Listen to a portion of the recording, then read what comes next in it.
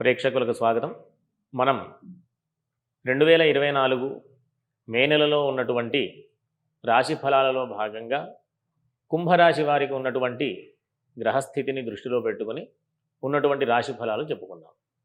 ప్రధానంగా వీరికి జన్మ శని అంటే రాశిలోనే శని ఉండడం, దాన్ని ఏలినాటి శని కూడా అంటూ ఉంటాం.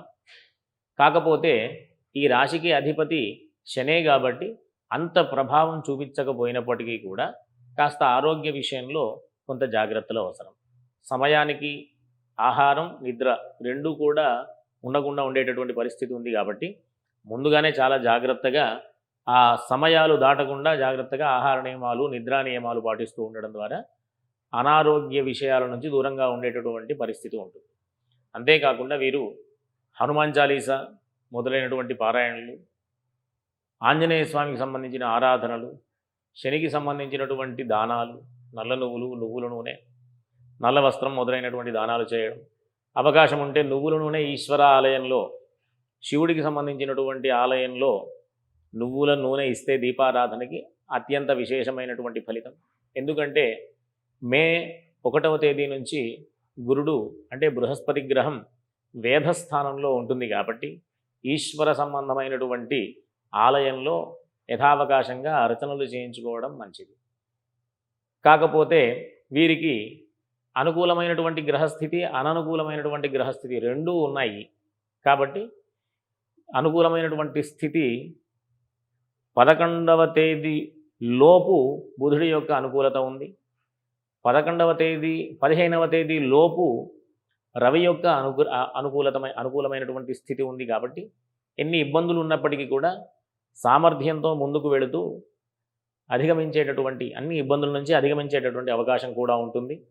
కాకపోతే వీరికి కాస్త రుణాలు ఆ విషయంలో కొంచెం చికాకులు ఉండేటటువంటి పరిస్థితి, ఆర్థికపరమైనటువంటి విషయాల్లో కాస్త చికాకులు ఉండేటటువంటి పరిస్థితి. కుజుడు అంటే తృతీయాధిపతి, దశమాధిపతి రెండూ కూడా కుజుడు, రెండిటికి అధిపతి అయినటువంటి కుజుడు వేధస్థానంలో ఉంటాడు ఈ నెలంతా కూడా. 2వ స్థానంలో వేధస్థానం కుజుడికి గోచారంలో. కాబట్టి వృత్తి వ్యాపార ఉద్యోగాల విషయాలలో కాస్త చికాకులు ఉండేటటువంటి అవకాశం ఉంటుంది. కొంత ఇబ్బందులు పడేటటువంటి పరిస్థితి కూడా ఉంది. కాబట్టి ప్రతి మంగళవారం అవకాశం ఉంటే ప్రతిరోజు కూడా సుబ్రహ్మణ్య స్వామికి సంబంధించినటువంటి స్తోత్రపారాయణ చేయడం, సుబ్రహ్మణ్య స్వామి వారి యొక్క ఆరాధనలు చేయడం అత్యంత అవసరం. ఈ ఉన్నత విద్యలకు సంబంధించినటువంటి ప్రయత్నాలు విద్యార్థులకు 11వ తేదీ నుంచి కాస్త చికాకులు పడేటటువంటి అవకాశం ఉంది కాబట్టి విష్ణు సహస్రనామ స్తోత్రం కూడా పారాయణ చేయడం అత్యంత అవసరం. ఈ విధంగా ఈ కుంభరాశి వారందరూ కూడా మిశ్రమమైనటువంటి ఫలితాలు ఈ నెలంతా కూడా ఉన్నాయి. కాబట్టి మీకు ఇంతకుముందు చెప్పినట్టుగా ఇబ్బందులన్నీ తొలగాలి అంటే దేవతారాధన ఒక్కటే మార్గం అనేటటువంటి విషయం మళ్ళీ చెప్పుకోవచ్చు. ఎందుకంటే సామర్థ్యం ప్రధానమైన విషయం, దీనికి మించినటువంటి విషయం దైవశక్తి. సామర్థ్యంతో ముందుకు వెళుతూ దేవతాశక్తిని పెంచుకుంటూ మన సామర్థ్యానికి బలం చేకూర్చుకుంటూ ఉండేటటువంటి ప్రయత్నంగా ముందుకు వెళ్ళడం.